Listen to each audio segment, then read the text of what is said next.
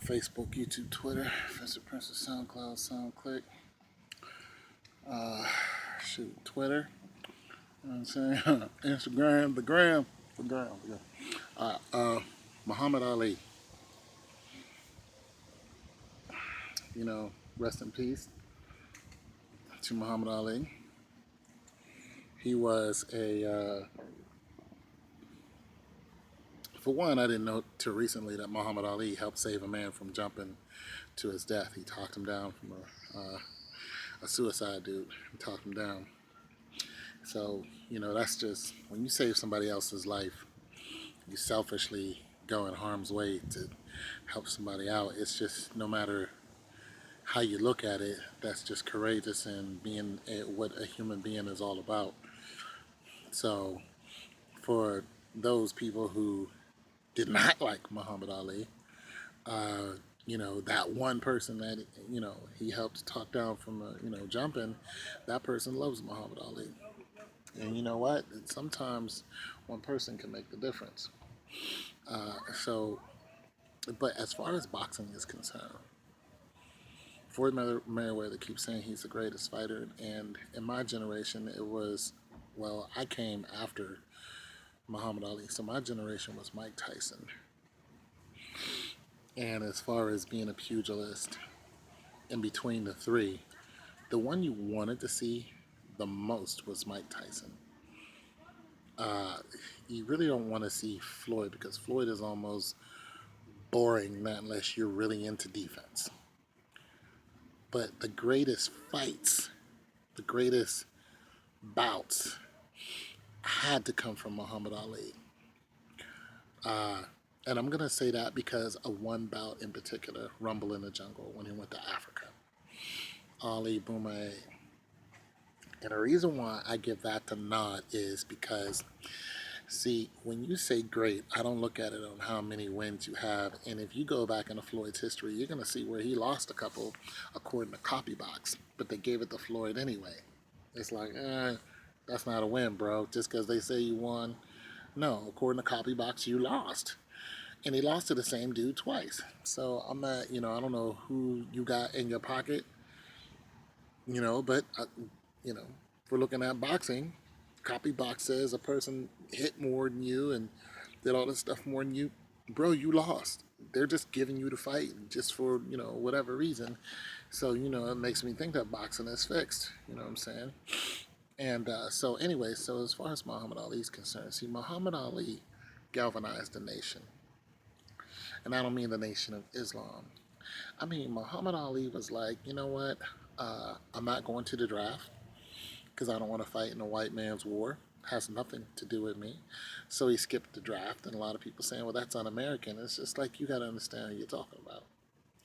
Muhammad Ali, just like a lot of people, realized that, you bring us over here, now you want us to fight in your war against another nation who we don't think did anything to us. I was in the Army. I tried to go to Desert Storm. I was in during Desert Storm at the very beginning.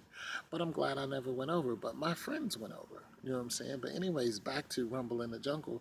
The reason why Rumble in the Jungle was so big is because he went to Africa and they loved him. See, that's great. See, that Floyd, I don't know who loves Floyd. I can't really say there's a whole nation. If Floyd goes to Africa, you think he's going to get a huge welcome?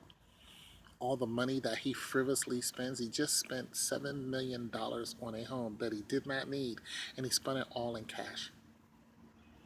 And he constantly flaunts his diamonds, and he constantly flaunts his money. What else he flaunts? He flaunts the amount of people he's surrounded by because people can't stand him. There's no love in Floyd Mayweather. There's just no love there. There's nothing there to love. Muhammad Ali was the complete opposite of Floyd Mayweather. There was everything to love. He had a big mouth. Okay, fine. He talked a lot of trash. His trash talking helped him win. You know what I mean? He talked a lot of trash to people who were bigger than him. George Foreman is huge. He talked trash to George. George Foreman is a lot more powerful than Ali, but he beat him. Talking trash to him. The rope-a-dope. I mean, you will never forget Muhammad Ali. He was, yeah, I mean, he was arrogant, you know what I'm saying? And a lot of stuff you might not agree with because the way he talked to white people, and white people hated him because he was powerful and he was right on a lot of issues. You know, he really looked at self preservation. He didn't look at the fact that he had all of this money. I mean, he went into a classroom, and sat down with a kid, and kid was like, he was like, "Do you know who I am?" It's like, "I'm Muhammad Ali." You know what I'm saying? And Muhammad Ali wasn't no small potatoes. He was a big man. What I'm saying is he was a humble man. He was a gentle man. You know what I'm saying? He was a respectful person uh, when it came to those who were not his opponents. And when I say opponents, I mean in and outside the ring. If you was his opponent, he was going to trash talk you. You know what I mean? I mean, Sonny Liston pulled out a fake gun on him at a casino.